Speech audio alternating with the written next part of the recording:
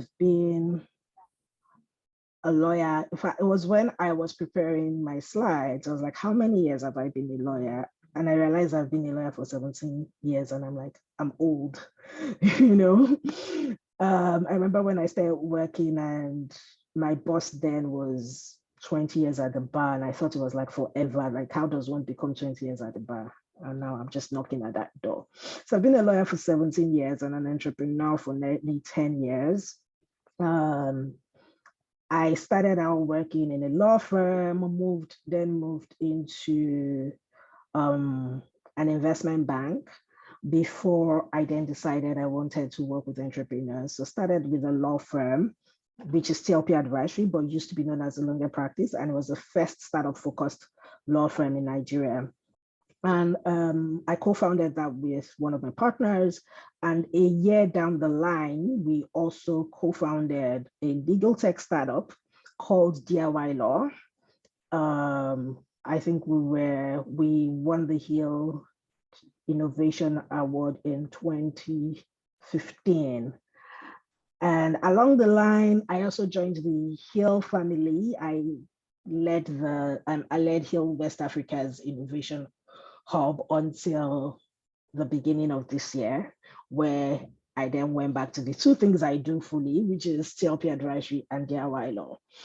And yeah, I mentor at a number of different organizations, and I'm happy to be here as well to teach you a few things about, and hopefully learn from you as well, how to pitch. It's conversational. Please feel free to interrupt me at any point in time.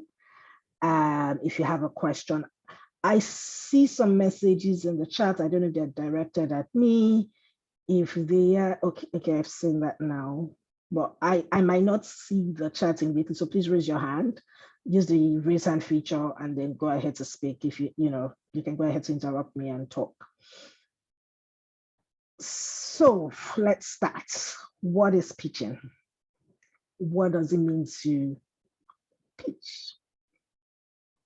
There's a business context. Now, yes, we have tailored it to startups, but first there's a business context. And it's basically just getting someone to drop their money for you, selling your business, talking about yourself. It's a lot of talking and showing them what is good, what is great about your business, and having them buy from you.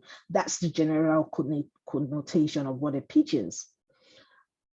But when it comes to startup, most times it is because you're raising funding, whether it is from an investor, whether it is from an NGO. Now, there are things called sales pitch as well, when you start selling your products.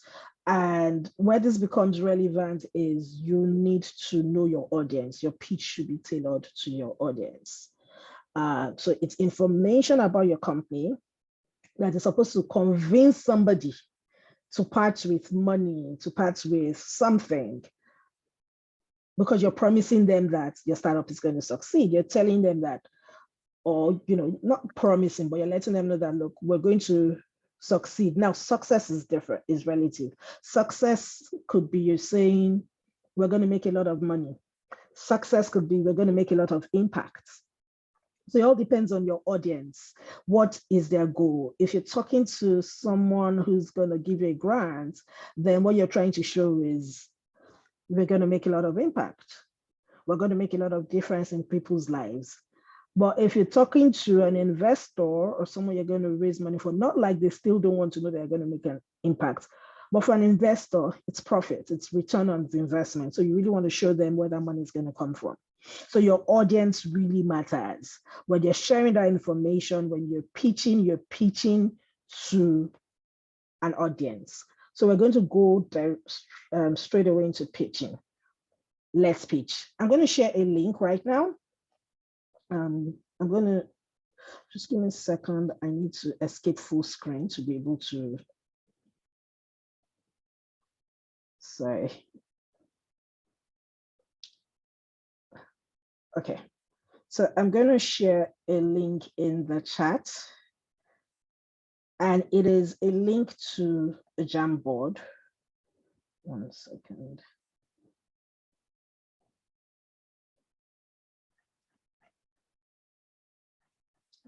Have that handy. Yes.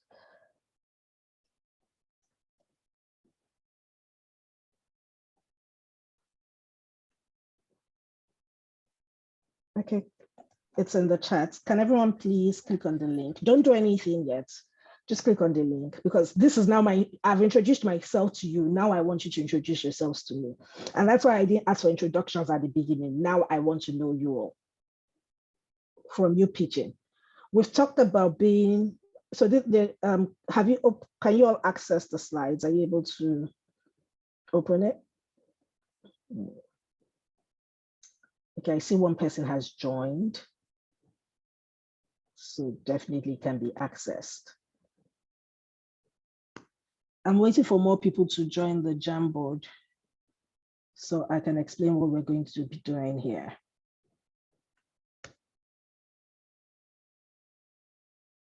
Two, there are 35 people in the room, so clearly it's not 2 people on the Jamboard. Still waiting to see more icons. Okay, we're getting there gradually, the more people joining. So what we're going to be doing is, I want to know about all what I pitch whatever it is you're working on. I know you're mostly at ideation stage. No, you don't have to install an app. For anyone who wants to know, it's not an app. It's a web feature. So feel free to just click on it. It's a web feature. It will open you to the website. Now there are 2 slides, but what you can see now is before. Let me share my screen. Are you seeing my page or are you seeing the Jamboard on my shared screen? Can someone please let me know? What do you see? My slides or the Jamboard?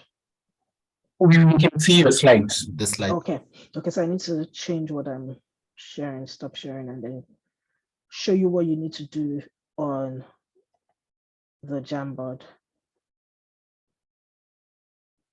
Where is that Jamboard? Okay, so here's what I need everyone to do. Please come to, you can see where my cursor is. Take a sticky note. This is a sticky note. Write your name, because this is how I'm going to be calling you. So first your name, and then pitch whatever idea, startup, whatever, regardless of the stage. But I know you've been going through this process, so you're thinking of something. Just tell me about it in a maximum of 2 sentences. 1 sentence optimal, but maximum 2 sentences. So for instance, I would say, my name is Odun. And then I will tell you what I do, which is DIY laws. Now, I don't want to influence any answers, so I'm not going to write anything, but I would say DIY law is, and then you go on there to say what is it that you do, just describe. Assume that I have $1 million to give you, and I just want you to let me know what you're doing in 1 or 2 sentences. Please go ahead. And when you do that, you can save, so I get to see what you do. And we can talk about it as we go into the pitch. So I'm going to give us 5 minutes to get that done. And then we'll continue from there. So you use the sticky notes. It's just easier to use the sticky notes than writing directly on the slide. And then you can type on the sticky notes. The sticky notes is here on the left side of the screen.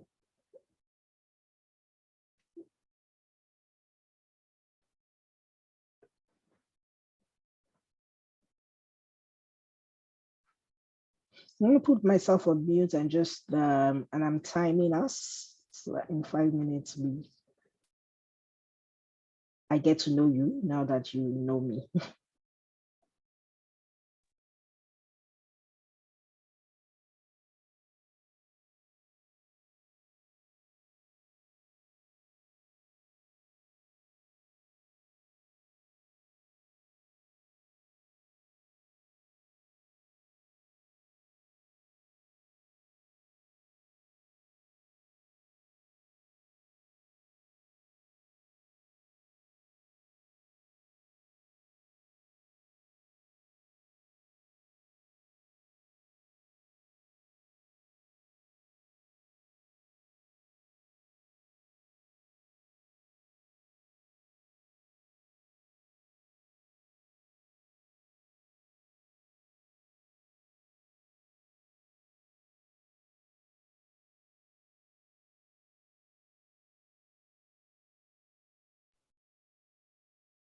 So far, I see only one sticky note.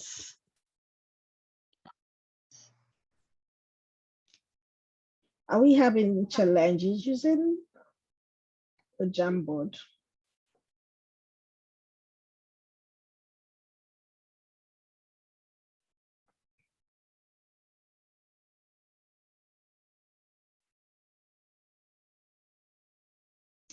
It's a very quiet class, no responses, no sticky notes.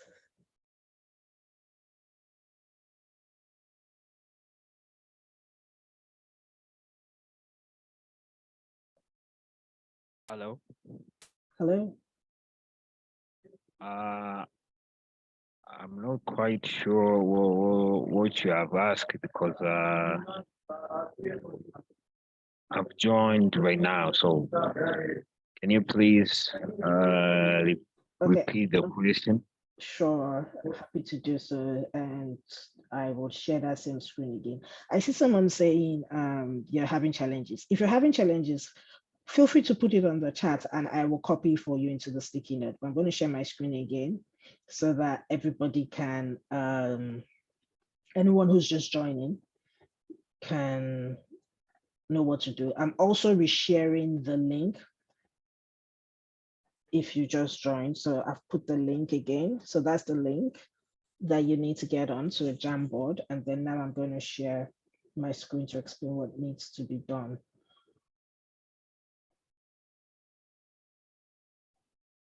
So I want to meet all of you. I want to know what you're doing, and we're doing a pitch. Let's see, even though we've not gone far, I want to hear you pitch what you're starting, what you're doing. So what I need you to do is come to this part of your screen, the left part of your screen, choose the sticky notes icon. So that's icon 1, 2, 3, 4, the fourth icon. Choose it. Then introduce yourself. Say, for me, my name is Odun. And then in one or two sentences maximum, one sentence preferably, tell me about what your idea is or what you do. If you already have a startup, what it is. If you're still at ideation, what it is,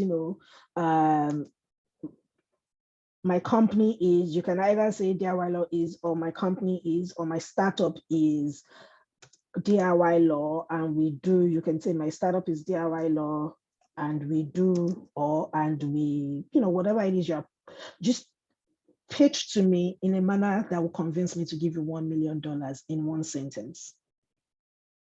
I'll give you $1 million. Let's assume I have $1 million, or that I even have $1,000. But let's assume I have $1 million to give to you for your startup. And I ask you to pitch to me in one sentence. What are you going to tell me? Please write it there.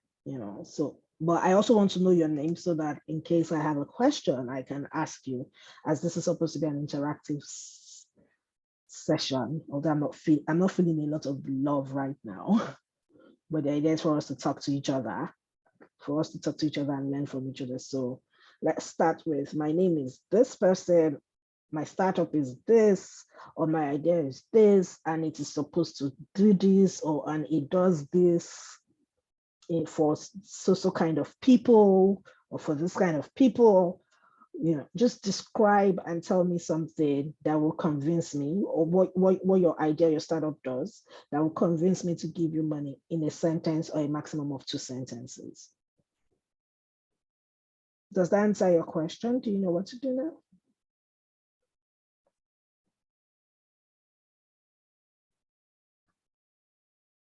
What if some ideas are under NDA? Ha ha ha, don't bring out the lawyer in me. I tell my clients as well, and I work with just startups. If you need an NDA for your idea, there's probably something, and I'm talking about ideas now, not maybe like a business concept, not maybe a process or a secret ingredient, but for your idea.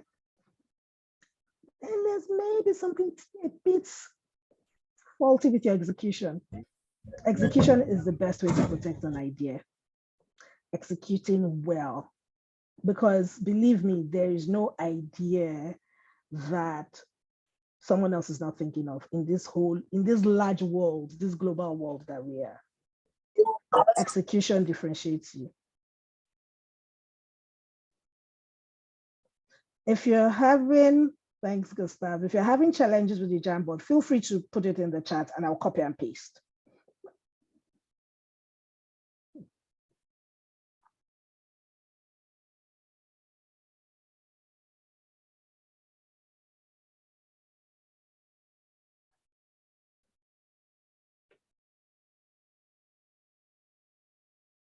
Okay, then please use Velda Voiceless.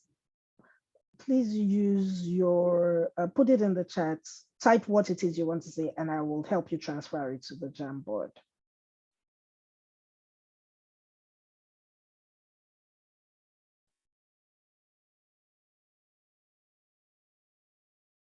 Thank you.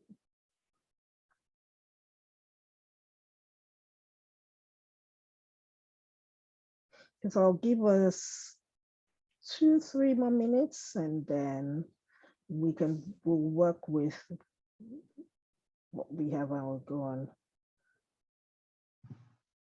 Yeah. So I guess some of the challenges for some of you, and I'm trying to separate, is that some of the sticky notes are covering each other. So I'm separating them now so that you can find your notes. They're all on top of each other. And you can change the color in case, you have a preference. Just click on your sticky notes. Let me use the one I was doing as an example. And change it if you want to, use another color.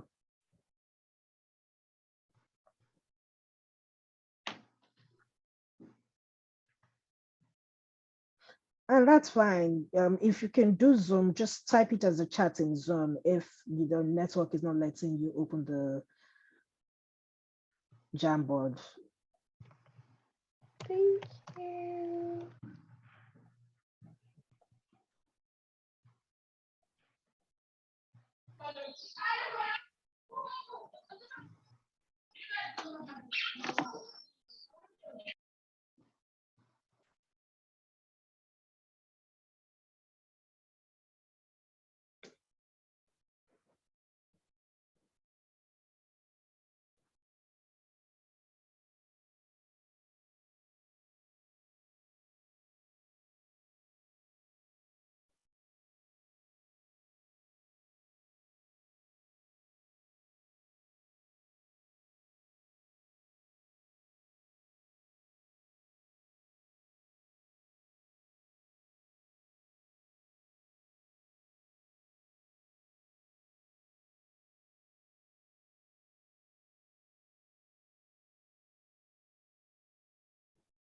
Thanks. I'm reading through, and one, I'm loving some of the things, a lot of the things you're all working on. And for a how to pitch attempts, not bad at all. But these are very interesting ideas and businesses. Really loving it.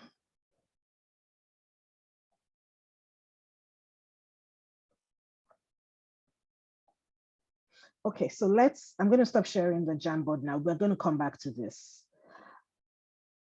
And we're going to, for everyone who has done this, we're going to do a second one. Let me see there. Okay, let me copy and paste. I can see Vilda's on.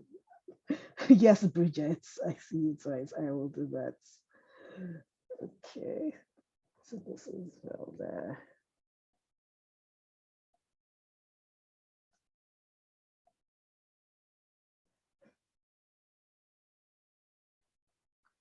Okay. So Vilda, you have yours on the board now.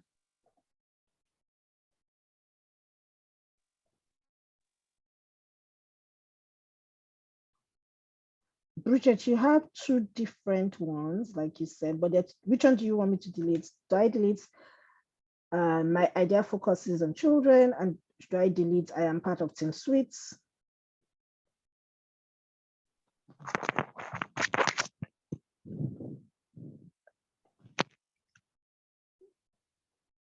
Brian, I'm copying yours and adding it as well. I've already done for Brian. Oh, thank you. All right then. Okay.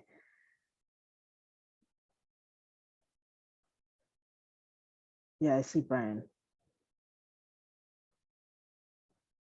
All right, thank you for indulging me and participating in this. Let me go back to my slides and okay, Bridget, I see your answer. That's done. Delete. Now you have one. Thank you, everybody. Like I said, I impressed with the things I'm reading here. So let's go back to how to pitch. Now, what I've asked everybody to just do, what we've all just done, is what you call an elevator pitch. An elevator pitch is when you pitch your idea in, that one sentence. Imagine you get into an elevator with somebody and you have, in fact, just one floor, first floor to second floor, you get into a lift with somebody, first floor to second floor. And that is someone you've been looking for, someone you've been looking to tell about your idea. You have just that 1 minute to get them interested in what you do. An elevator pitch, even a pitch in general, is not your business idea. The idea is the idea behind you pitching is to have someone interested, at least open the doors.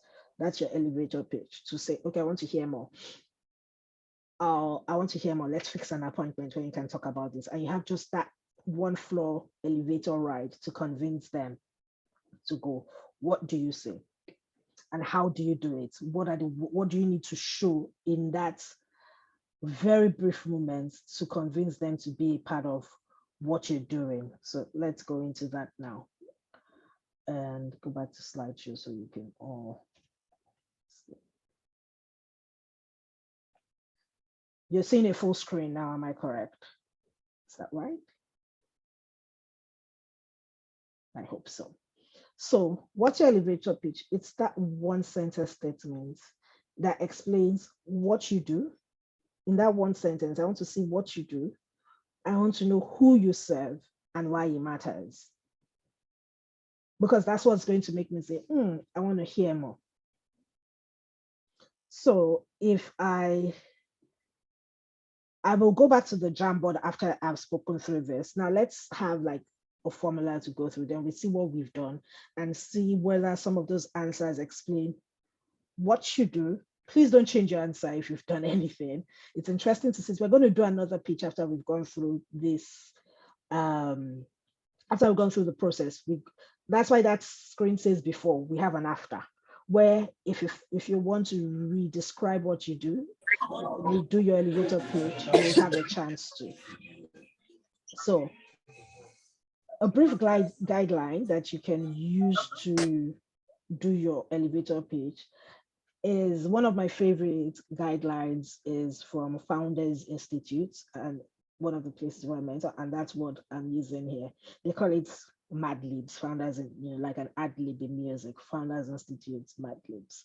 And the guideline says, my company is this, or my idea is this, or my startup is this. You say the name. My company DIY Law is developing, or my company DIY Law provides, or my company DIY Law creates. It all depends on what stage you are, right?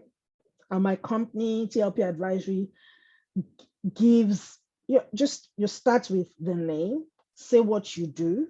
So, and then you talk about the problem. Now, what you do has to be defined. It has to be specific. Let it not be, I'm guessing. Words like, my company is developing a technology product. What's that? What type? That's very big. Or my company is developing a solution. I'm sure everybody is developing a solution. What is a solution? So it needs to be defined. What it is that you're offering needs to be defined. That's the first step, so that I know what you're doing. To help, who are you helping? if you say to help girls, are you helping all the girls in the world? Or to help couples, are you helping all the couples in the world? You know, so are you looking at a certain type, or are you looking at couples who live in a certain place, or are you looking at couples within a certain age bracket, within a certain demography? So you need to define that audience. So my company, I'll use DIY Law, provides an e-commerce web platform, or provides a platform to help Nigerian entrepreneurs, Nigerian SMEs. What is the problem that you're helping them solve? So is it to resolve conflict? Is it to access legal documents? Is it to get custody of their children? You know, what is it that you're doing? So my company DIY Law is developing, or my company DIY Law provides an e-commerce platform, or provides what exactly it is that you do to help SMEs, Nigerian SMEs, to access what is it that they're doing? Legal services, legal products, SME related, this document service providers, with what distinguishes you. Because there are a lot of people that are doing what you're doing, right? What is your secret sauce? So is it that it's affordable? Is it that it's faster? Is it that it is it's unique in some way? You need to say what it is. Is it that it's so faster, cheaper, or the colors are better? What is it? What's that secret sauce? For us at DIY Law, we would usually say, because we're affordable and it is convenient, we come to meet you, you can access us easily. So those are the words we use when we're talking about secret sauce. It's cheaper than when you go to a lawyer. It's convenient because it's at the tip of your tongue, of your fingers, and things like that. So what is that secret sauce? Now, you don't necessarily, this is a good guide. You don't necessarily have to follow this order, but you have to be able to say all of these things. You have to be able to say the name of your company. You have to be able to define your offering, define what it is you're doing. You need to be able to define your audience, your target market, state your problem, and then what distinguishes you. So I'm going to show you one example. We're going to go through 2 examples before we go back to that Jamboard. The first example, and I'm hoping that you will, participate. I'm not going to answer this. Let me know if you think that this first example is a good elevator pitch. If it is yes, let me know why. If it is no, please let me know why. So my startup, One Family, is developing a revolutionary family utility platform to help families resolve disputes. Who wants to go? Who wants to give it a try?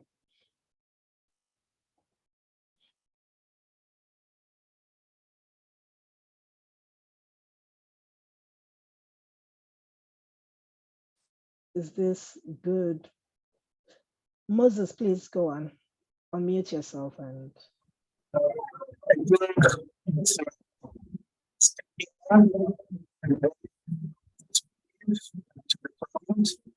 Unfortunately, I can't hear you. I don't know. I think your network is a bit. Oh. Okay. I am saying. Yes, I can hear you now. I am saying I think it's clear and brief because it's directly to the point. We already know what this person is trying to solve, and we know the product. So to me, I think it's fair. It's a fair pitch, to be frank. It's fair. Do you think it's a great pitch? Do we know, or fair is where you will stick with? Dorcas? Hello. Hi. I think I'll disagree a bit with Moses. Okay. First of all, okay, the name is okay, but now when you say what, it's a revolutionary family utility platform, I don't know, I'm a bit confused. Is it an app? Is it I don't know, the platform part seems a bit too general, and then the resolving disputes. Family disputes are, there's a vast array of family disputes. They can range from, you know, matrimonial, succession, all those things. So and you can't solve all of them with one platform. So I think it's a bit general. Thank you, Dokas. Who else wants to go? Next.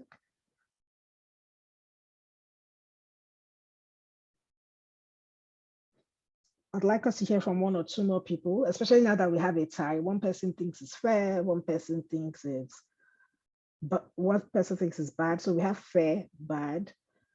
Does anyone think it's good, or does anyone want to align themselves with either position, and why? Gustav, please go on. There's one on the chat as well.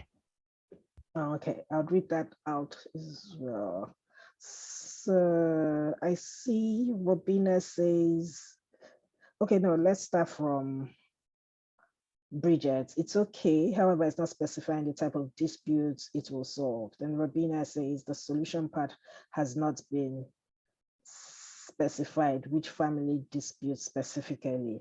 Okay, thanks both. So we have two fairs. We have two bads. I'm assuming okay is fair, right? So Gustav, please go on. You can unmute. Well, I will go with the two. It is in general, but it's also somehow fair because when you think about it or you heard about it, you can just ask yourself many questions, which is mostly can triggers somehow attentions to know a bit more about it. So I believe it's on both sides. Are you a lawyer? Not really. They're trying to play both sides until you decide, okay, which side do I land on? Who's going to pay me or something? Okay. Well, it will depend on who this person is speaking on, or that's why I believe most pitching there is a panel or not one person. So yeah. Okay, thank you, Gustav. There was another hand up, but I don't see it anymore when Gustav was speaking. Do you still want to talk? Yes, Anova, Joel. Please unmute and I hope you can hear me. yes, we can. According to the definition, I think it's quite elaborate. If it's a pitch, I think it's as my former colleague has said, it's an open pitch, but it tells the full information of what the founder or the founder of the startup One Family is trying to say.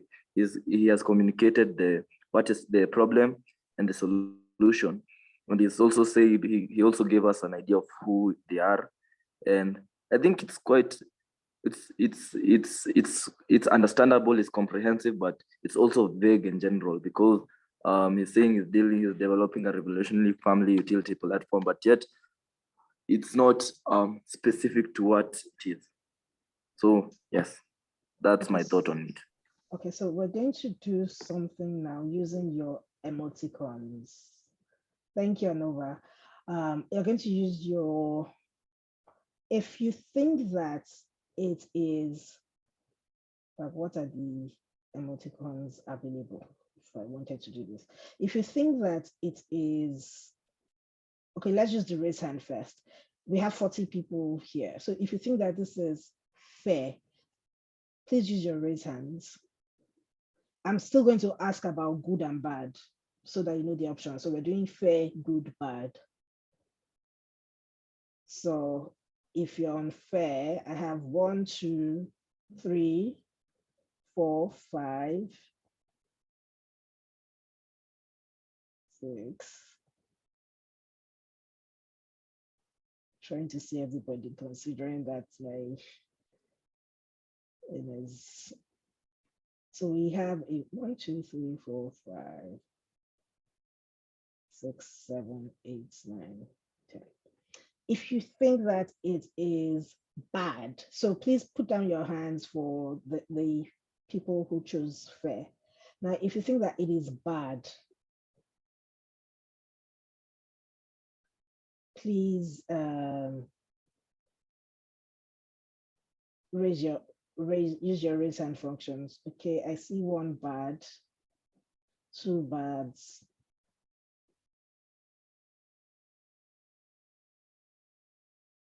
3 bads. Okay.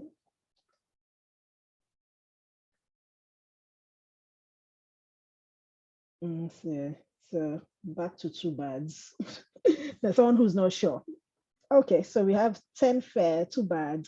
If you can put your hand down if you think it's bad. If you think it's good, that it's a great one. Any hands? No hands. 1 hand, okay.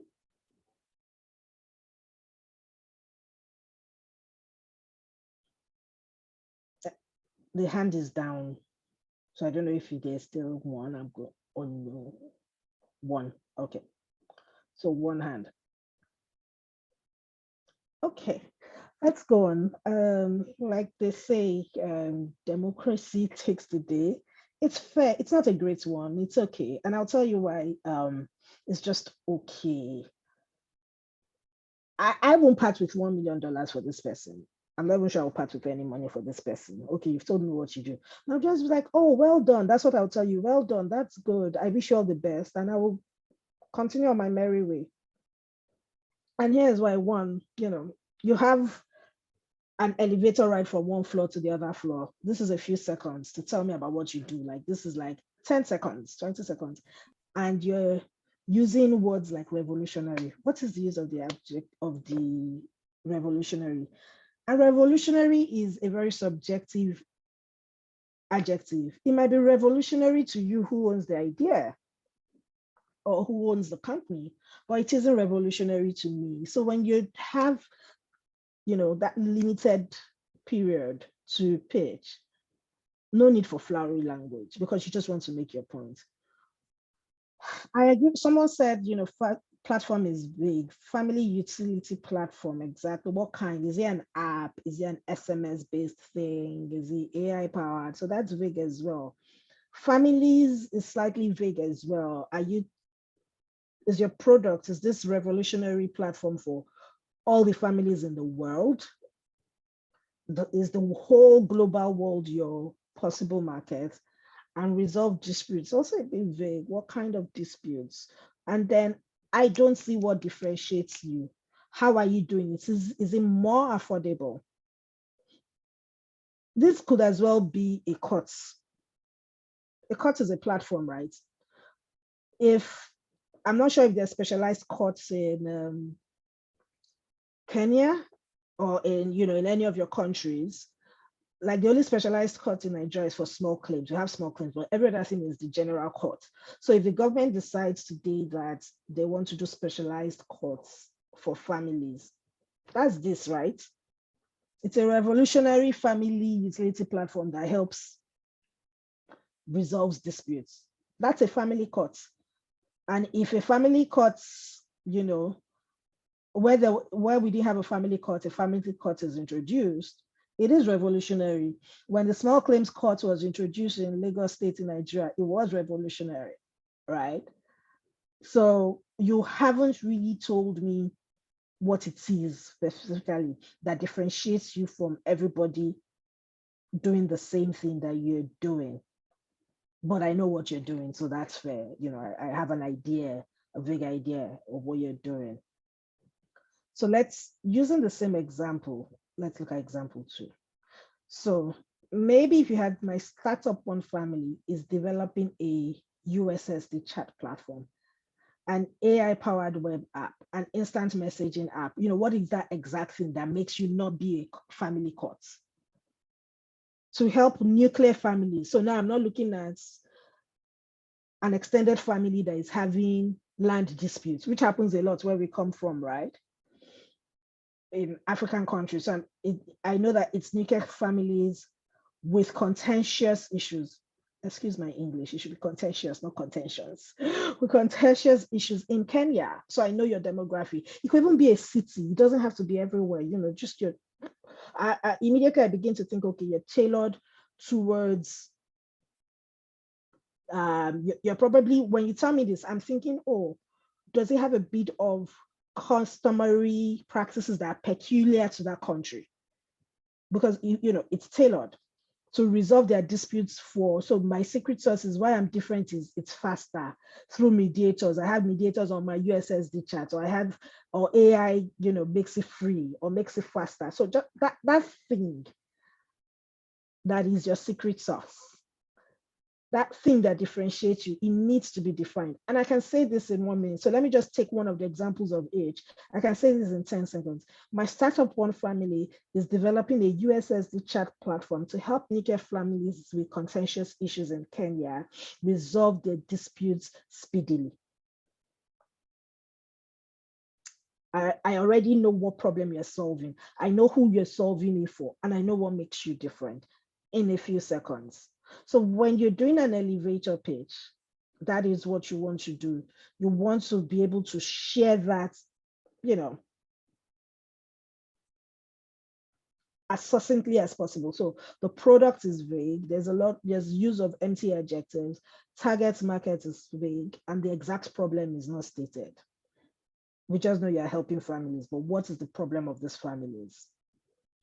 Having said that, let's now go back. I'm going to stop sharing this and I'm going back to our Jamboard to see what we've done. And then we're going to do a second attempt. If there is anything we should be changing. So let's go back there to the Jamboard for everyone who's not. Okay, and I'm sharing my screen. Oh, thank you for arranging it. I don't know who did, but thank you very much. This looks much prettier and easier to read. I'll share my screen for those with network issues.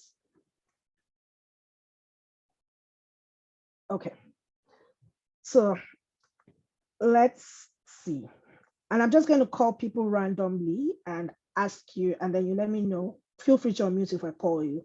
Let me know if you want to rephrase what you've written here, and then do so, you know, and then tell me what you think it is. So let's start with Bridget, and I'm choosing Bridget because I remember you had to.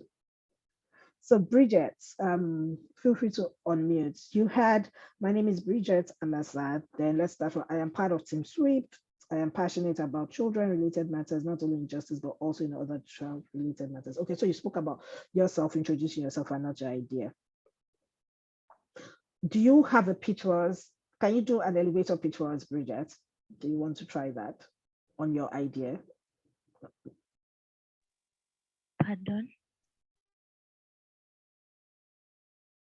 What Team Sweet working on? Can you do an elevator pitch over what Team Sweet is doing on Team Sweet's idea?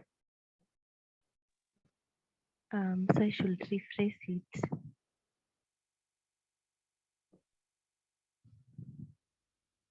Hello? You don't need to write it. Just think about it for a few seconds and tell us.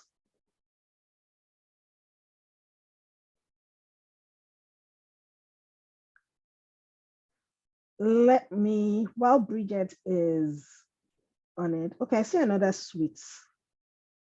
That's what happened to my screen. Did someone delete all our? Okay, I think someone just changed our slides, rearranged. So let me go to where it is. Let me find it. It looks like someone has deleted our before. Can you undo? Did someone do that erroneously?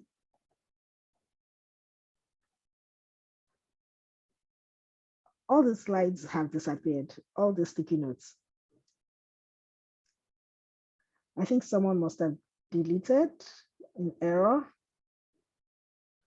but I can't find it. Or can any other person, does someone else see it on their link? Am I the only one who's lost?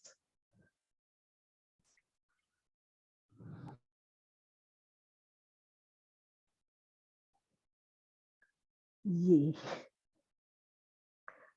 Can everybody just do like an undo, Control Z or something? I think someone must have mistakenly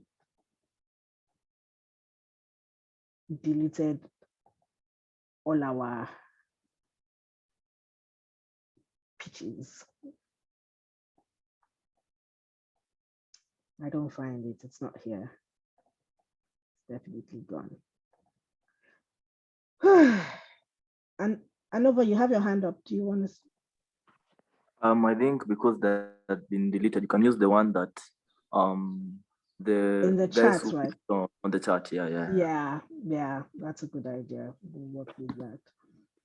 Okay, so let's go to the chat. Yosla.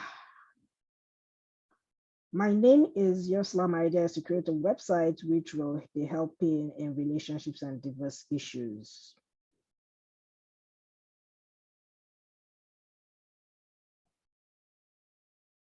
Yosla, do you want to try an elevator pitch, or are you fine with it as it is, or do you want to try to use some of what we just learned in restating that, in restating what you do? Is Yosla on the call? Oh, Or come Yusla? again. I'm not hearing well, so come again. I read out your pitch. You said, my name is Yusla. My idea is to create a website. Oh, we're back. I don't know who brought us back, but thank you. Well, let's go with Yusla first before we... Yeah, I've restored it. Thank you. So he said, my name is Yusla. My idea is to create a website which will be helping in relationships and divorce issues. Yeah. Do you want to try to do this using the few things we just learned now on how to do an elevator pitch? Do you want to restate this? For this course, I didn't really follow up so well because I'm so sick. But I'll try to follow up so well so that I can see if I can do anything. It's okay. Okay, that's fine. I'm sorry about that. Okay, let's go to another one on still on the chat before we go back to the Jamboard. Yeah, I'm sorry. I may not be pronouncing your name, but sounds like it's not fierce. So I'm trying to, fierce, is that correct? Fiacre. You said, Fiacre, we got a project of establishing a distant legal clinic via app and TV channel for awareness raising on matrimonial regimes for addressing divorce issues.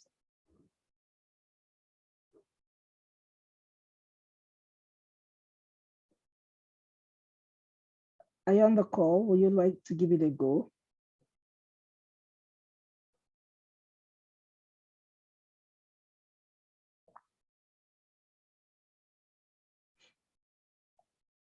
Okay. Does anyone want to volunteer? I have had very little success calling on people. Do we have any volunteers?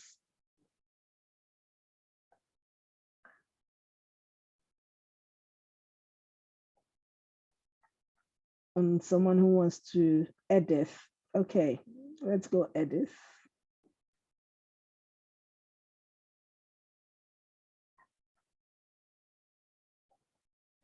Edith, you can unmute yourself and give it a go.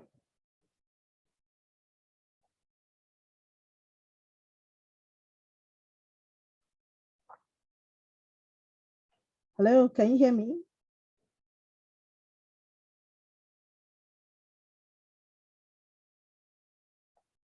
Yes, we can. I think Gabriel, you can go. Okay, so Gabriel or Gabriel, you have your hand up as well. Do you want to go before Edith? Maybe she's going. Yeah, absolutely. Okay. But first, I would rather get the question married because Sorry, I can't hear you. you can hear me. It's you're a bit far. I was actually asking. Okay. I can hear you now. If you can repeat again. Okay. And understand it well, then I come back with an answer.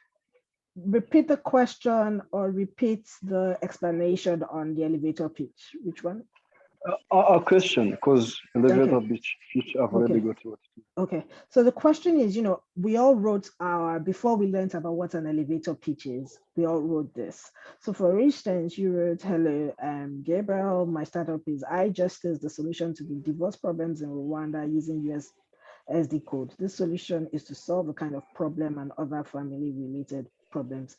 Now we've gone through a fair elevator pitch, and we've gone through a good elevator pitch. And so I'm asking if you want to re-pitch what you wrote initially before we went through what an elevator pitch is, and restate your pitch with the things we just learned. Is that clear? Okay. Is the question clear now? You just want to know if what I wrote is, I can keep going on with it, or if you want, or you want to rephrase it, and then if you're going to rephrase it, so if you want to if you feel it's fine, we will all then see if it has all the elements of a good elevator pitch. Or if you feel that it needs a bit of tweaking, then you feel free to tweak it and let us know, and give it another go, how you will pitch it as a good elevator pitch. Okay. I wrote this before you explained what a good elevator pitch is, but I can do some amendments on it because I think it's not really good as you explained. So what are the things you'd like to change? Yes, let's know. About the people that I'm targeting. Yeah, that's a good one. Because I didn't mention the people that I'm targeting, because it's the, but if I say divorce, it means it's a couple. Kind of, yes.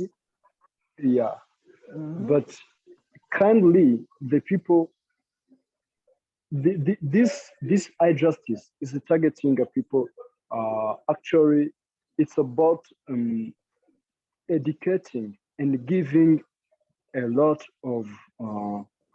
about the laws that are governing the family issues in Rwanda. So I can say that it's about the people who are about to get married. Yes. And the people who are really I can hear another voices. Yes, I think someone else is unmuted. Okay, please go on. I think the person is muted. Yeah. So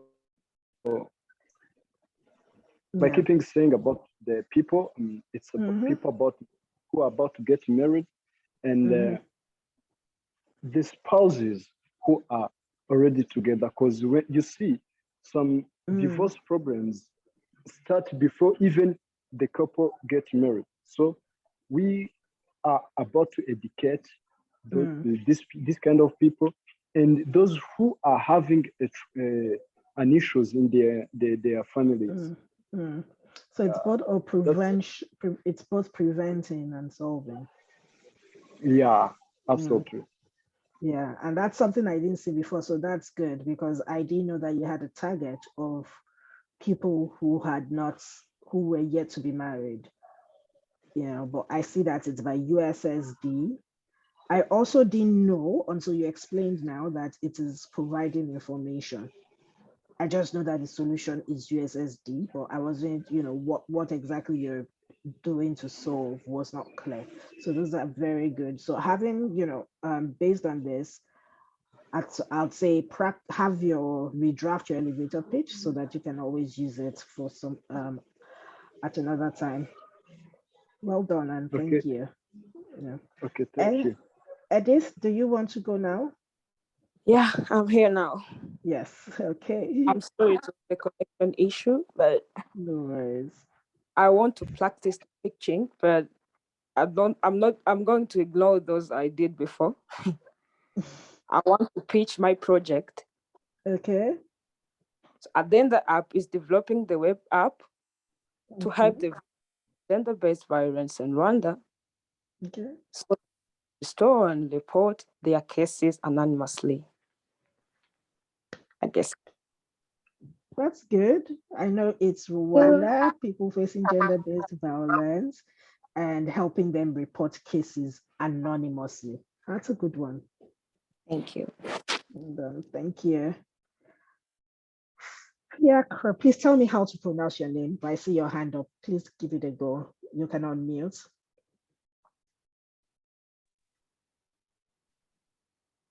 Okay, thank you. Please, can you teach me how to pronounce your name so that I can call you correctly?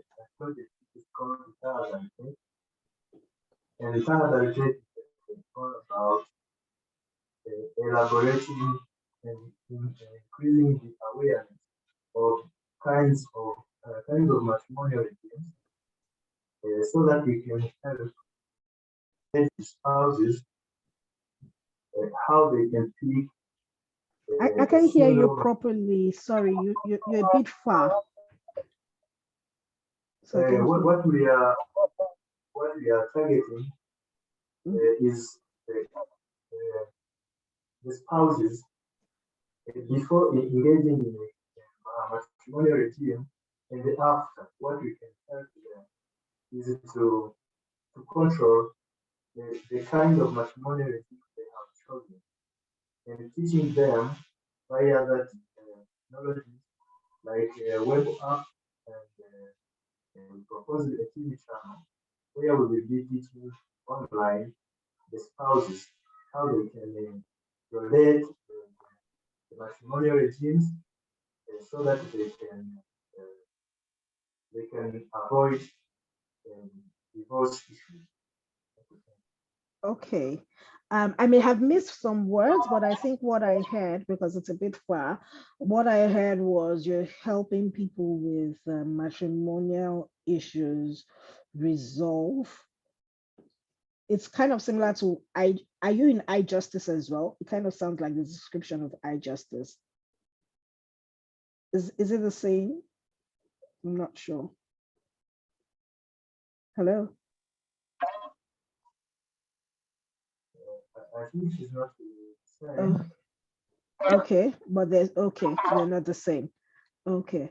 So like I said, I didn't hear all the words, but for the length of time at which you described, I'll say make it a bit shorter. I know it has to do with matrimonial issues, so that's good. I may have missed, maybe because I didn't hear properly, I may have missed the exact target, the kind of people, but I didn't hear that as well. But remember that this is a pitch you're trying to make to someone that you're just going with from first floor to second floor in a lift, not on the stairs. So you want to make it as succinct and as punchy as possible. Wanjiro, do you, it's okay to unmute. Feel free to unmute. Hi, my name is Wanjiro. Can I pitch? Yes, please. All right, my name is Wanjiro Kenya, and I'm part of Snitch. Snitch is a software stack that collects and collates crowdsourced data of anonymous reports of sexual gender-based violence crimes to help gender-based violence victims identify hotspots or red zones in the areas and be very careful. We also provide and connect people with digital content, educational content on how to handle crimes such as rape. Instead of like showering, you're able to know how to handle such kind of cases. Thank you. Thank you. Hold on. I did hear a few things. Like I got your target, gender-based, people that have experienced gender-based violence. I hear what you're using. It's a web app. I know it helps people report anonymously, so I know what your solution is. I think that's it's a good one. I'll just make it a bit shorter, but it has all the elements. It's specific and all of that, but make it a bit succinct considering that it's an elevator pitch. But well done, everybody. Thank you for participating in this. And we'll go back to we'll go to the next slides. Now that we've done an elevator page, we'll go to proper pitching. I'm gonna share my slides again.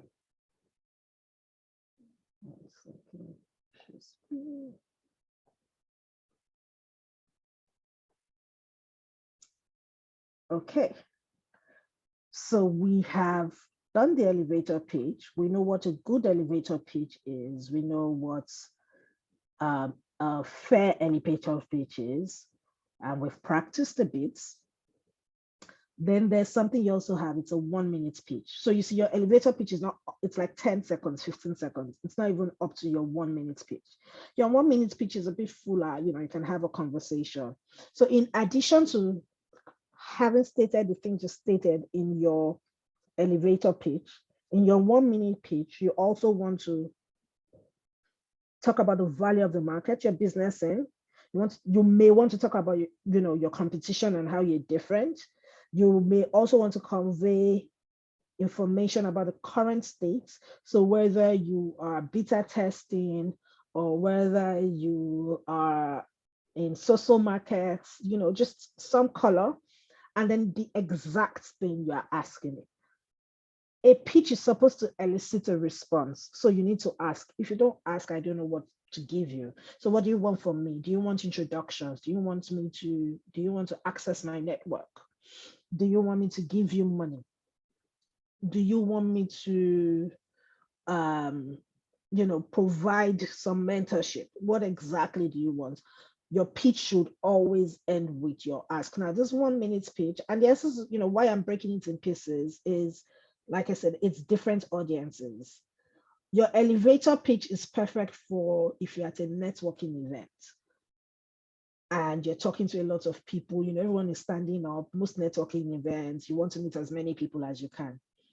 Your elevator and 1 minute pitches come useful at that time. So it's good to have them handy to know it. Your 1 minute pitch, your elevator pitch comes in, maybe there are like 5 people talking together in a group. That's not when you do a 1 minute pitch. Everybody needs to get a chance to participate in the conversation. So what you need then is your elevator pitch. It's punchy enough for them to want to know more about you. But sometimes you're into a networking event and it's just, it's a one-on-one conversation. You can go for your 1 minute pitch then in introducing yourself and telling them what you do. So again, Founders Institute has a great guideline for drafting a good 1 minute speech. It talks about, like I said, the first part is your Mad Libs that we did, your elevator pitch. The second part is we compete in the growing, is it fintech space? Is it that you're solving family justice issues, which is what almost all of you here are doing? And then if you want to convey how big a problem it is, they said, this is which last year was a dash value market. What you want to say is how many people in Kenya are facing are victims of, or survivors, as we call them now, of gender-based violence. Or how many families, how many people, so you need to have your data, how many custody cases are in the courts. So, just showing the extents, putting some data, and then we're similar to, I've heard so many people say we are Uber for this, we are Uber for that. This is your chance to say, if there's something that you can use as a frame of reference so that they can connect with you better, we're similar to this, or we are Uber for this or something. But what makes us different from that person? And then currently we have an app, or currently we have a web app and an app that people can install, or currently just where you are at that point, and we're looking for So this is just a guideline of what you want to have handy. You can use it to draft it so that you get used to it. And now we go into pitching to raise funds, which is what most of you might need to do at some point.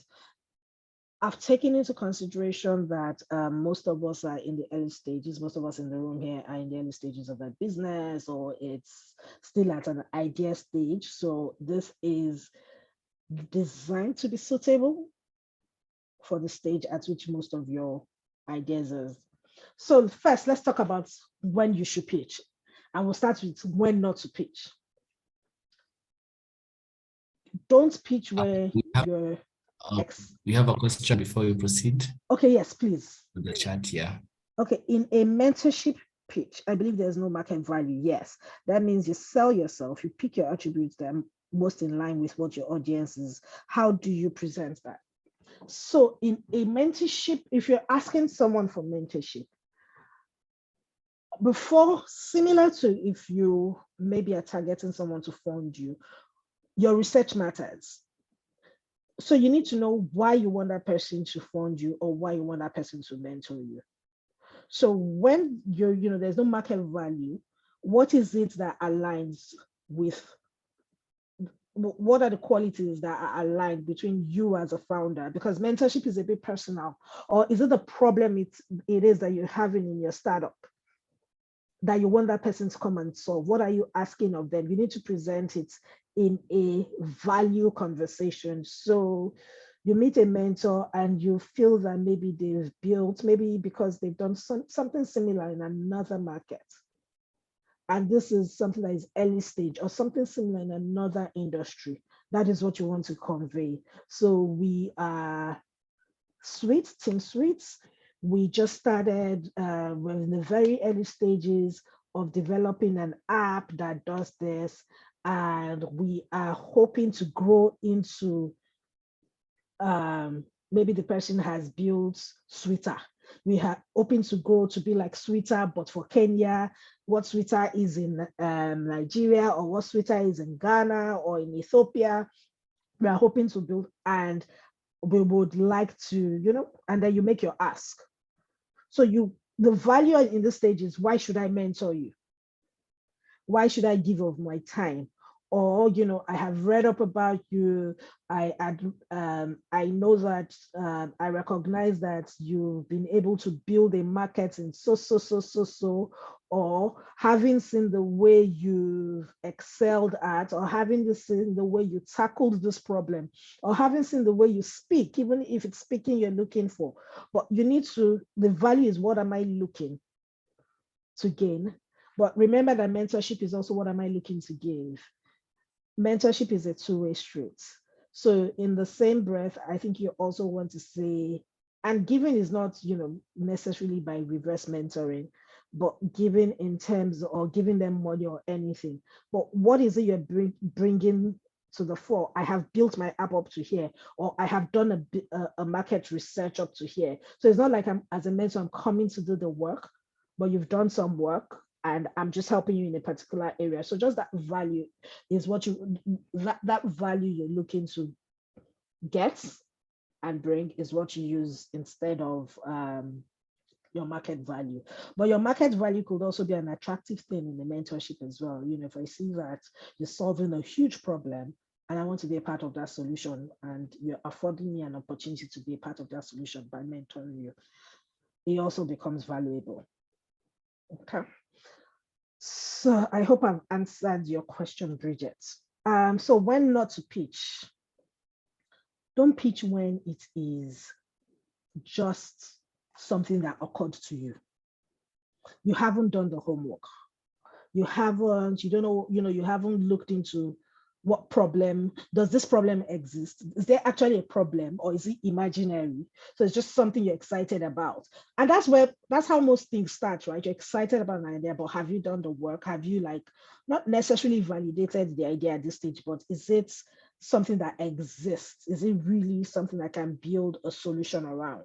So don't pitch when it's too early. It's also when you have a concept in mind, that's also too early. When you have a concept in mind, but you haven't dug enough to verify and validate the idea, you don't need to have a product yet. There's sometimes that you can pitch when you've done the homework, you've done your research. Then you can be too late as well pitching. Don't pitch, especially if it's for funds. Don't pitch when you have little money left. You get desperate then. So not when you have just 6 months, if you started your business and then you're pitching to raise funds, whether it's by investments, grants, or anything, and it's at the tail end of when you're running out of money, that's not a good time to pitch because you're then desperate. And it is not also at that point where you've done your elevator pitch to me and I'm like, oh, send me your pitch deck. And you're like, I'll get back to you. And it takes you like 2 or 3 weeks. Have a pitch deck ready. You might, just improve on it. Maybe there's something that you want to customize to that person, but have your basic pitch deck ready at all times. It's too late then when it is at the point when I'm asking you and you don't send it to me immediately. So when to pitch, it all depends on the stage of your business. There's a good time to pitch at every stage of your business. Remember when I was talking about ideas, not when it's just in your brain, but there's a good time to pitch at ideation. It might not be a heavy pitch, but when you know what your problem is, when you know what the problem is, you have an idea that's going to solve, and you understand how it's being solved already. You've done some research, you know how it's being solved today and what you can do better. Now, the audience is different. You're probably pitching to people you want to join you on your journey, future co-founders, or you're pitching to, an accelerator that is an ideation accelerator that is looking to solve problems in that area. So it's a different kind of pitch, but that's a good time to pitch, but you have done some research and some homework and have some data at your fingertips. Then when you have a product, but you're still young, and this is where most people begin to have their pitch deck. So you've been doing this a bit, you may or may have not earned money, but you have like a product in beta, you have some level of validation. This is a time to actually have a deck. It might not be like a voluminous deck, but this is a good time to start having your pitch deck. Then as you're growing, your growth stage, you've bootstrapped, you've probably won a grant, you've raised money for some people, you have some traction. This is actually the perfect time. Like that's a good time, but this is perfect time. 1 year into your business or less, but you probably have 1 or 2 employees. At this stage, you should always have a pitch deck that you can either update or customize to an audience. And then at scale, most times at this stage, at your scale stage, you are redoing whatever former pitch you had because you're probably raising money to go into other markets, or you're trying to get you already have your advisors, you had a pitch, but now you want to improve it because you want to raise more funds or because you want to enter a new market, you want to scale. That's also a good time to pitch. So, but the different pitch types of decks tailored to these different stages of your business, but these are all good times to pitch. So let's now talk about your pitch deck. What is a pitch deck? I've dropped that in. Please give me a second. I need to turn on the lights. It's getting dark so that you can see me properly. Okay. So what is a pitch deck? A pitch deck is a summary presentation about your startup. It is not your business plan. It is to get you into a second meeting. Most times, pitch decks are sent maybe by email. Sometimes you present it at a demo day. At that point as well, it's also to entice. It's a document to entice. I don't want to know everything about you. I just want to know the key things, the important things. So it's a summary presentation. It tells a story. I need to be engaged. I need to be interested. So it tells a story about what you've done. It's concise, clear, and well organized. I want to follow what you're saying. Take me through a journey That makes sense. That keeps me captivated because it's well organized. It's targeted at an audience, very important. A sales pitch is different from an investor pitch. It's different from if you're targeting someone who's giving you a grant, who's more impact focused, or someone whose primary return is profit. What you would pitch to a venture capital investor is different from what you would pitch to an organization like Hill. Some things are the same, but Hill is more concerned. How many families are you saving, for lack of a better word? Are you helping? Are you helping prevent issues, or are you helping solve issues? But if I were a venture capitalist, I have raised money from other people to invest in you.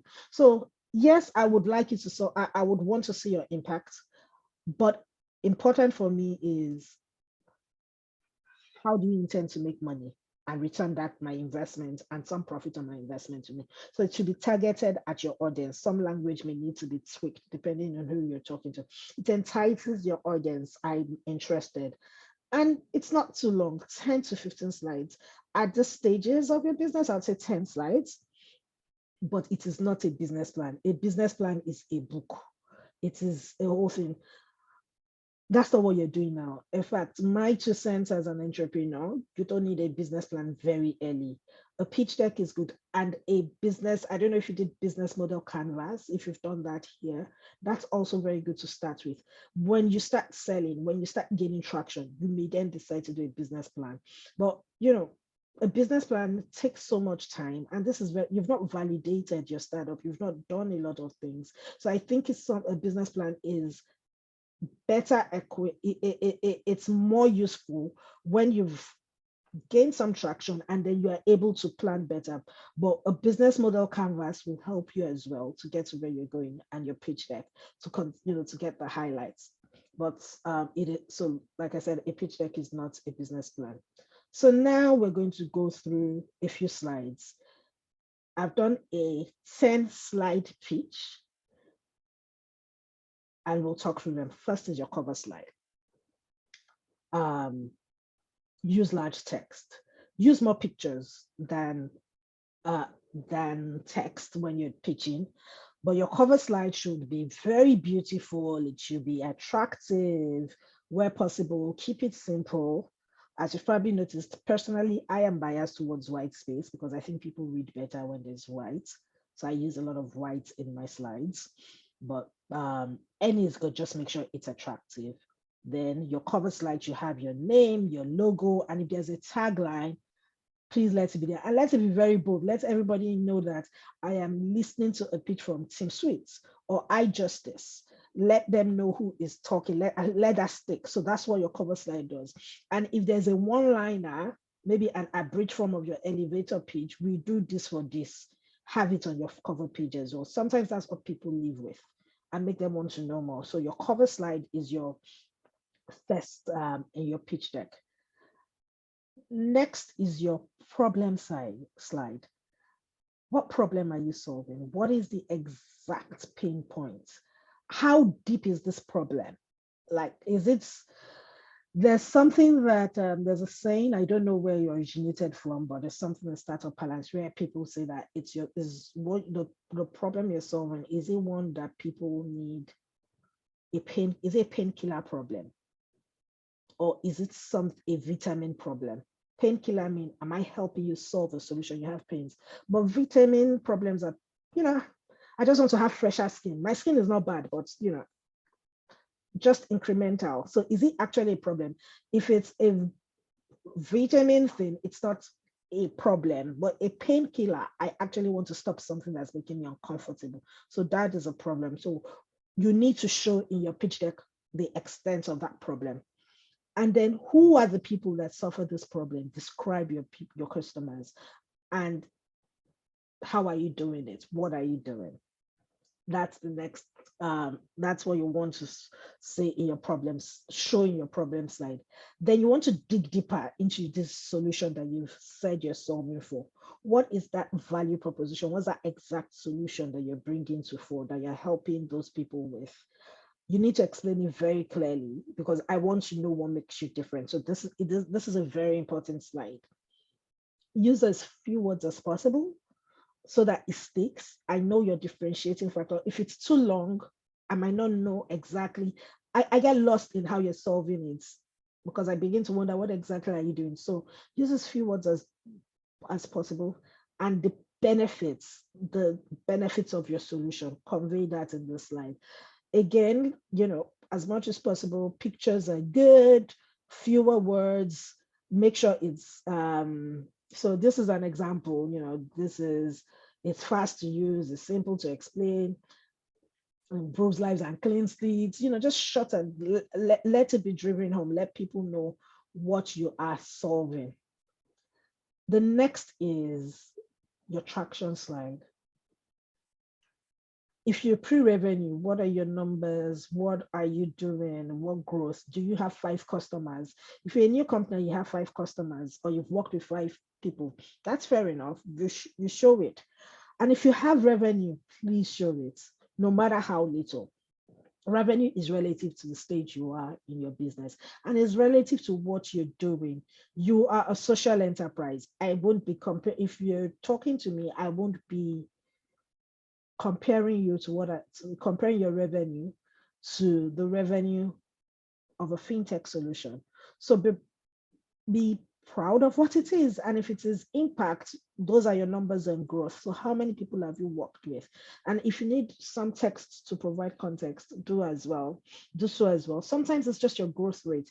If you use a graph, I can see you're growing. I can see that there's growth, even if you have 1 customer in January, 1 customer in then they become 2 in February, 3 in March. That's 100% month-on-month growth. So how are you improving it? That's something you can stay as well. There's always, regardless of the stage that you are, even in the early stage, there's some numbers and growth that you can show. So use your traction slide. And then what exactly is, now let's dig deeper into your product.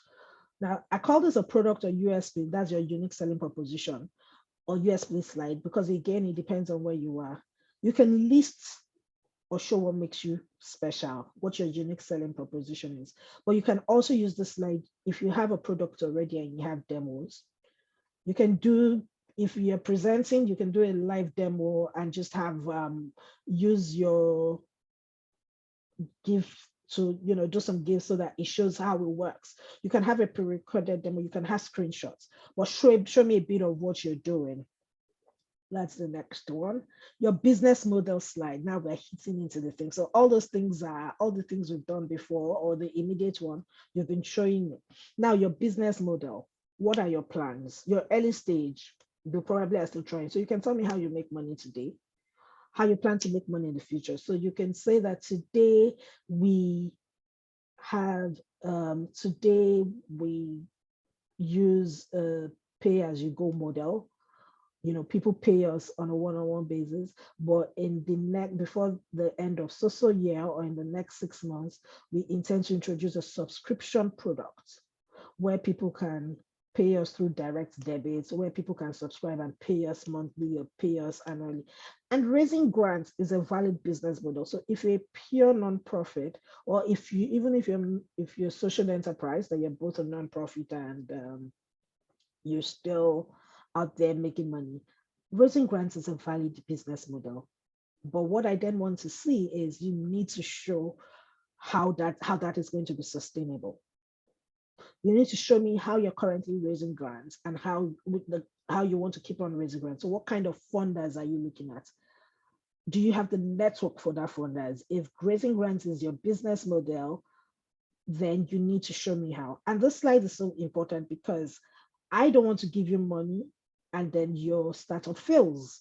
This is what shows your sustainability. So if I'm giving you money, I want to know that even if I don't expect money back, even if it's a grant, I want to know that you're still making impact down the line. So how do you, when my money finishes that I've given to you, how do you expect to keep making money? So your business model is so important because this is what shows your sustainability. This is what shows that you are a product that will continue to solve for people.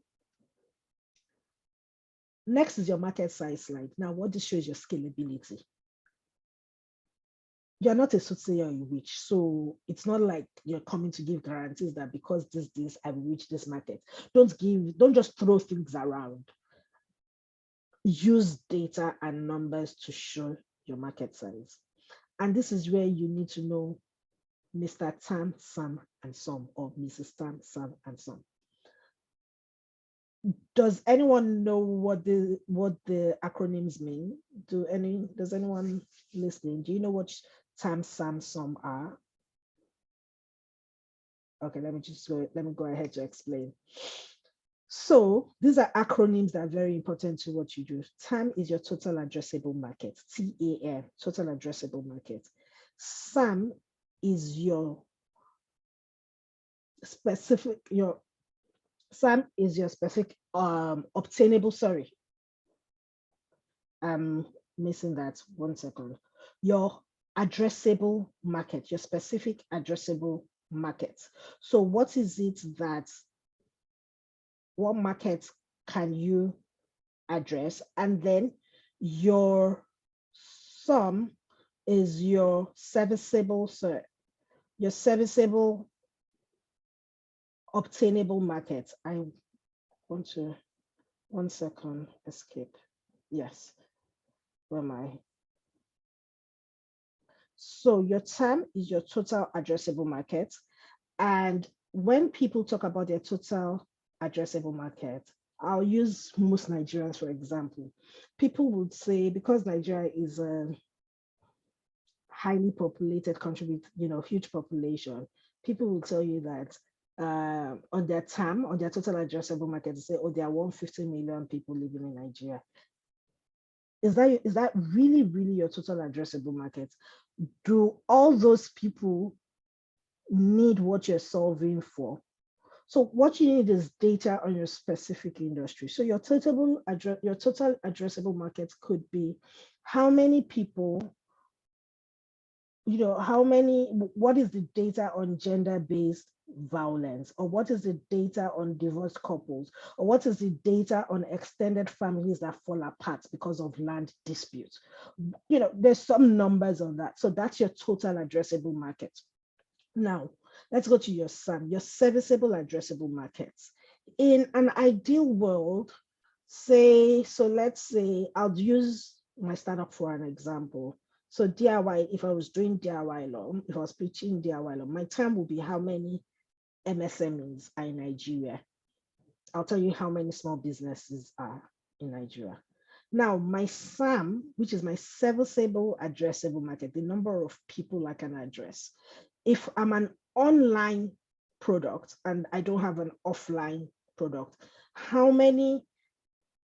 what is the you extrapolate the numbers of those businesses or of those kind of MSMEs that have access to the internet or that have access to data. So that extrapolation is your addressable market. But in an ideal world, in a real world, what is your serviceable obtainable market? How many people can I really obtain of those number of MSMEs that are online?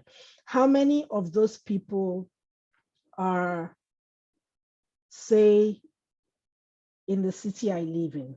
Or how many of those people, what's my ideal target demographic? Am I looking at younger entrepreneurs, and those younger entrepreneurs that are having a certain kind of issue?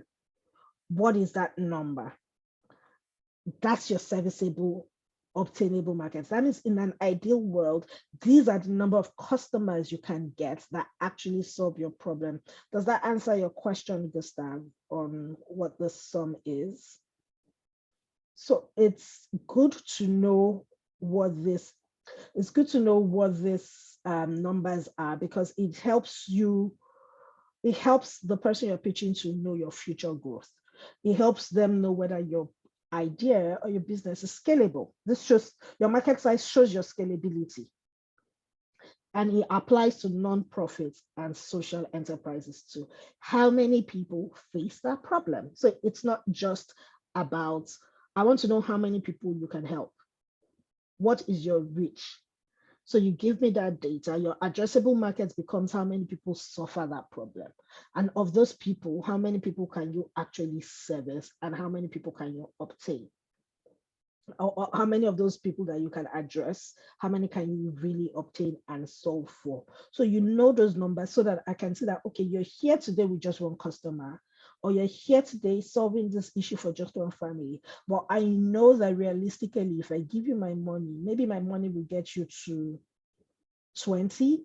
And then, but there is a chance that when we get more funding or when you get more help, then you can help about 1,000, 2,000, millions of people. You can even go into other markets. So what is that size that allows you to scale? And then your team slide.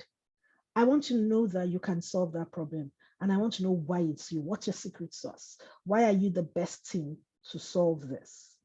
You matter as a founder because I want to know your experience and your expertise. If you're solving a justice issue or if you're solving things relating to disputes and maybe you don't have a lawyer or someone who's, experienced in dispute resolution, I begin to wonder. Or if you are a tech company, you're pitching to me that you're a tech company and nobody can build the tech. I question your scalability and your sustainability, and here it doesn't have to be, they don't have to be all founders. So it could be, we have the CTO, it can be your founder, or we have this VP engineering. For anything you lack internally, have you done the work to have that talent? The team matters because what you have is an idea or it's early stage. If it doesn't work, is this team capable of pivoting? Are these people experienced enough to be able to find that solution and to be able to quickly reposition their startup to solve that problem? So your personal, your and as an aside, the things that follow after things like this is, if I decide to go with you, I do due diligence on you. So in that case, your brand matters, your reputation matters. Before an investor will give you money, they tell people like me, which is part of the work I do, to do a due diligence on you. And one of the things that I would do is, for places that have credit history, if you're not Nigerian, we do get credit history. But for most Nigerians, what I do is I go to Google, I Google you, and I go to like page 10 of Google to see what has, in case you've hidden some damage in the past. We also ask you to provide referees, and we also check up on your referees as well. We go to your LinkedIn page and everything. We go to your Twitter page to see that, you're doing what you say you do is what you do, or that you're not someone that your reputation can destroy the company in a couple of years. So this also matters, the team matters. But more importantly, at the stage where you all are is, do you have the experience or the expertise to be able to solve this issue? And then your 10th slide is your contact details so that they can follow on. Your name, your phone number, where they can find your product, your email. And if you have, for instance, for those of you that, I know that for some of you described that you share information. If you use social media to do that, if there is a reason to put your social media handles, please put it. Or if you have a lot of followers, that's social proof. That is that people like you, put it there. If you want them to see the kind of content that you share on your social media, put it there as well. So, it's a case-by-case basis. Now, for a business at the stage where, or for a concept or an idea, this is what I would say should be your ideal. The slides are what you should do. But there are other slides that, depending on your stage, that apply. I haven't gone deep into it. You have things like, some people will put, after their cover slide, they first put their elevator pitch before they go into the problem, solution, and all of that. Some people put their customer acquisition plan as a slide. How do I intend to get customers? Some people put their competition, and they'll do a competitive analysis. Some will put the risk factors. If you're in a sector where regulatory risk is an issue, you probably want to put that as well. Some people will put their, at some stage, it is compulsory for you to put your financial projections and your historical finances. So if you're a business that's been in existence for like 3 or 4 years, what did you make in year 1? What did you make in year 2, year 3, year 4? I want to see that growth. And what are you projecting to make in the coming years? Some people put the specific features and their tech stack. If you have strategic partners that are very, that their names and their brands do a lot. It's a good to have as well.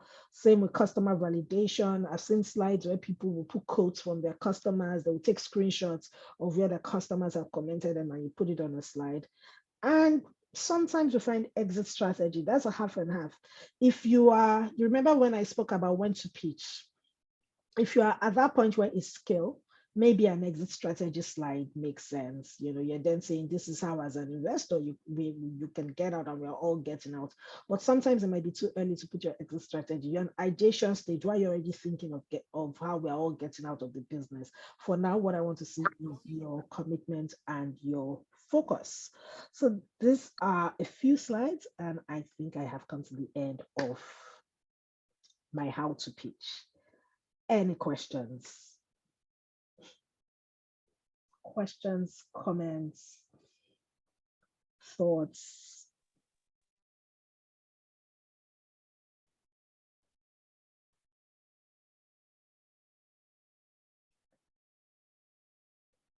Thank you, Bridget. I'm happy to take your questions, please. Or if you want me to shed light on some more light on something, let me know. Anova, I see your hand. Please unmute, Anova. And yes, hello, I hope you can hear me. Yes, I can hear you. Wanjiru, we will we get the slides. That was really actually a great presentation. I really enjoyed it. Thank you. And my question is, we were told that we will have a 3-day masterclass. So I wanted to know what will be the next stage after this.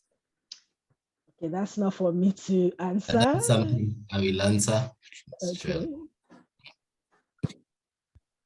Okay. Do you want to answer now or later? I'll answer once you answer the questions regarding the presentation. Okay.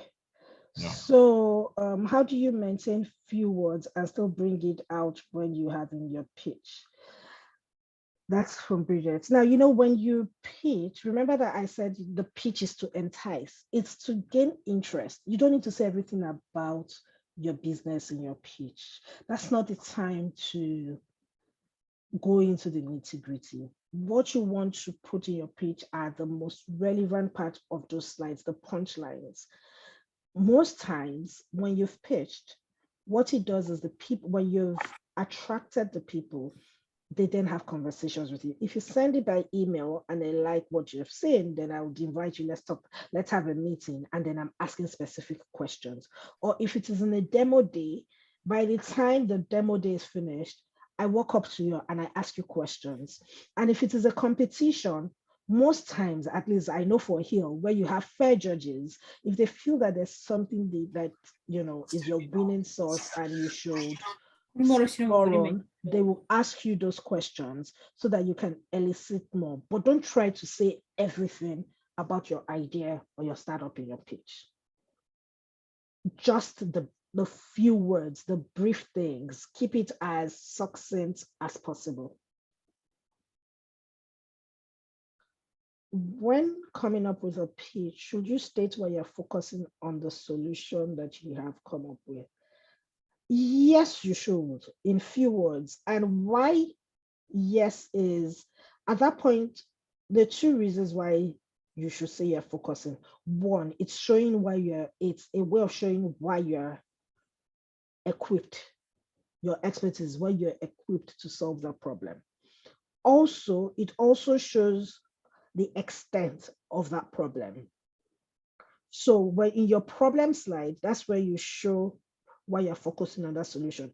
I'm focusing on the solution because this problem is so hard, or this problem affects so many people, or the existing solutions, this might be in your USP, the existing solutions do not work. So there are different places where you can bring in why you're focusing. It could be in describing the extent of the problem.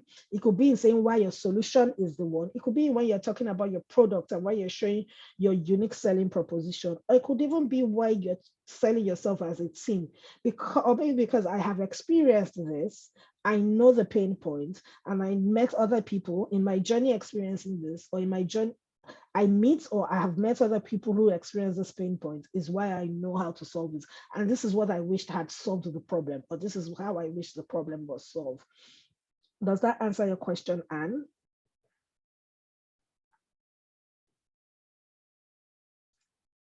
Okay, I see some raised hands. Let's go to the raised hands and everything. I'll wait for the chat rather, not, it's not a good.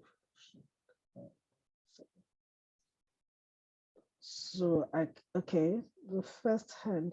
I know, but do you still have a question? And you also have your hand up. I know you asked in the chat. Do you want to ask another question? And you have your hand up as well. Yes, thank you for the answer. It's answered, yeah, the question which I asked. But then I'm wondering if now I state the reason why I have the solution which I have, do you think like it could take much of the 1 minute time, or could I like base it also on data and the evidence that I have? Let your reason fit into a part of your pitch. Now, if you're doing a demo day, and I remember this from here when some pitches we've had at Hill, because you probably have 3 minutes, 4 minutes. If you spend too much time on a particular issue, you might fail to show the other issues. So what you want to do is, yes, state why you're doing it, but put it into the other parts you're doing, so that you don't spend like, I remember one of the innovators that we had that spent, out of the 3 minutes, I think she spent 2 minutes, about 2 minutes, 30 seconds on problem. So we never got to know her scalability. In fact, she was even given extra time. And still there was an issue. We never got to know about scalability. We never got to know about her sustainability.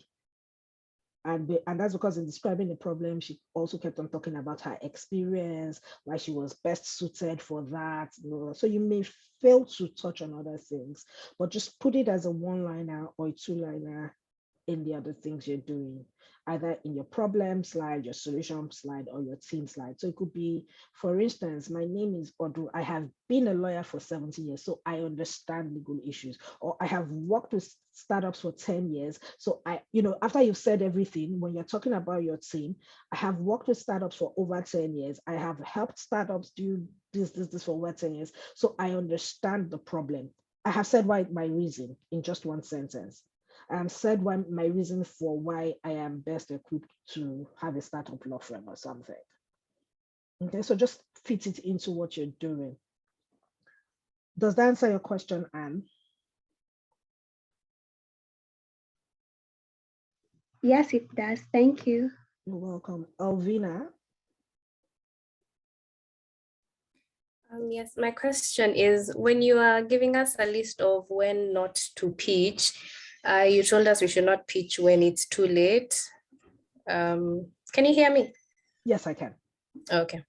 Like maybe when you have 6 months of cash runway in your business, but what if you have not been successful enough to, maybe you're able to start up your business, but you're not able to get funding to grow it. And at this point is when you've been able to maybe get in contact with an investor. Should you still not pitch? Oh, by all means, please pitch. You need the money. So it's just that it's better to do it before you run out of money, because that way you can do it properly. And that way, especially if it's an investor, not a grant, that way you can also patiently negotiate terms that are most favorable to you and your startup. When you are at crunch time, you may end up taking, being desperate and taking even terms that are not favorable to you.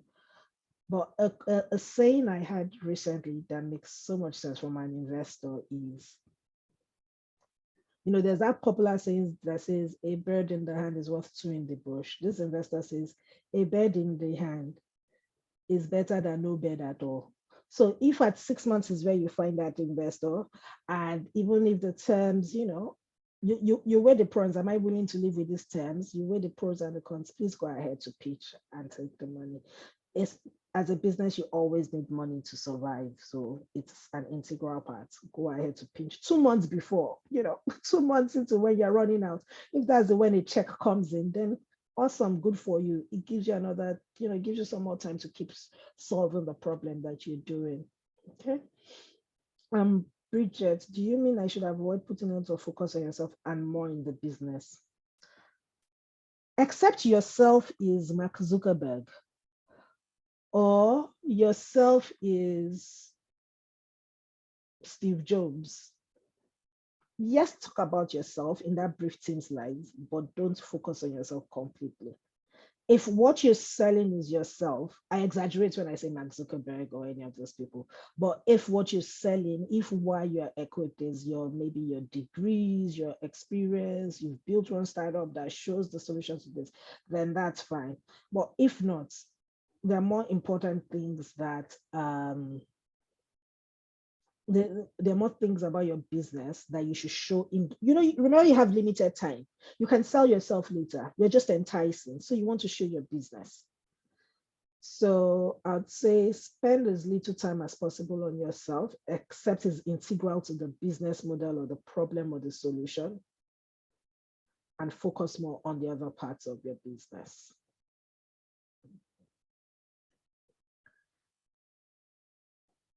Okay.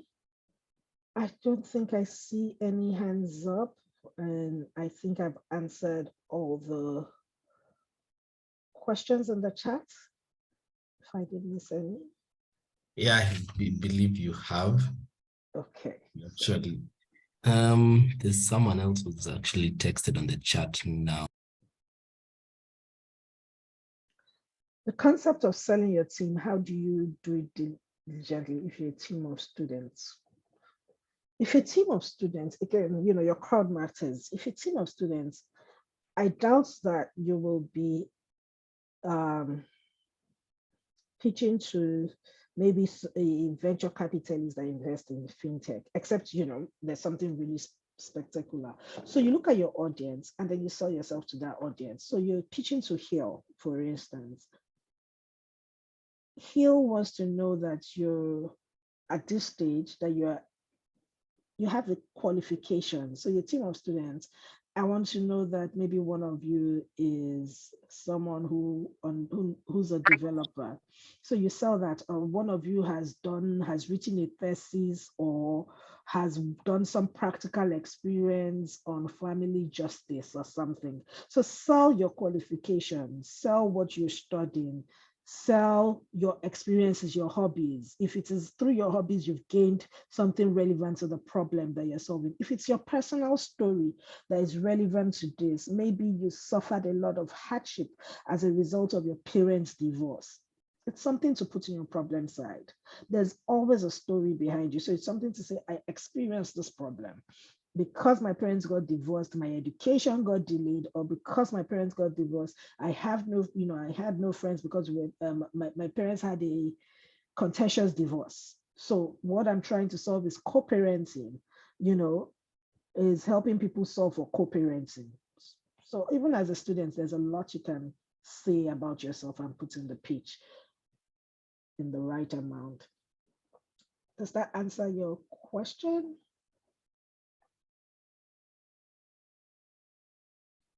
You're welcome. Okay. Julius, I think we're done. I believe we're done.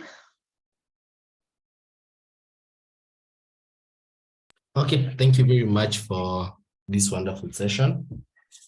I believe it's been the most engaging session we've had since we began the masterclasses. So thank you very much. So I'll now proceed to address the questions which were being asked.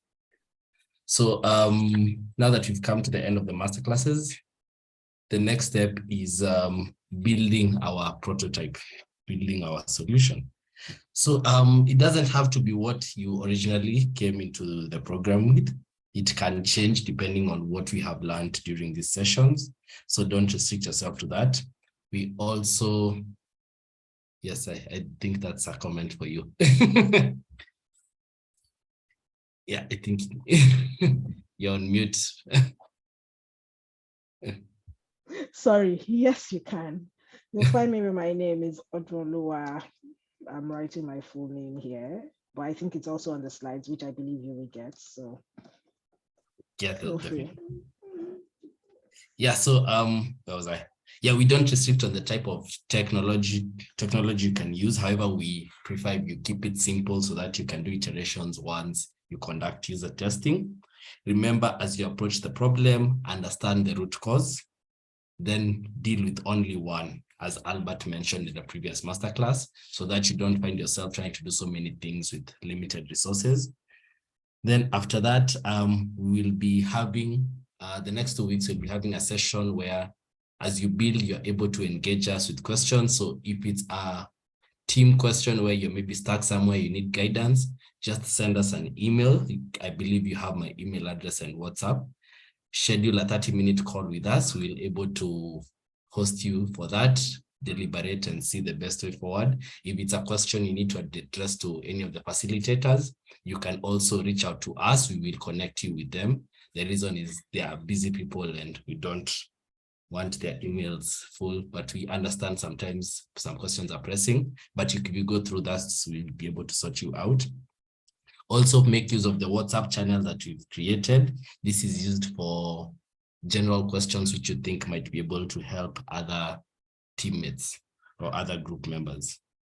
Yeah, so on the 3rd week from 23rd, we'll be having the pitching event, and I really like the way we've been all engaging Odu in learning about pitching. So we're looking forward to seeing how that will play out. We will communicate the venue for the event here in Kenya. For Rwanda, it will be a virtual event, so we will be sending the Zoom link. And yeah, after that, we'll select the top 3 teams from each country and they will receive an award. In case there are any questions or comments, feel free to drop it on the chat or on the WhatsApp regarding the schedule, regarding the masterclasses. We will prepare a resource hub where you will find all the recordings and the slides of the sessions that we've been having, and you can use them as you move forward the next 2 weeks. Yeah, otherwise, I'd like to thank you all for allowing us to take 30 more minutes of your time. We've gone 30 more minutes above. Thank you, Odu, for the session. It's been really, I've also learned a lot personally, and I believe the rest have learned too. Yeah, Gustav, you have a question. 3 in each country in general. It's 3 in each country. It's a competition. It's a country competition. So 3 in Kenya, 3 in Rwanda. Yeah. So have a great night, everyone. Take care. Thank you, everybody. Bye.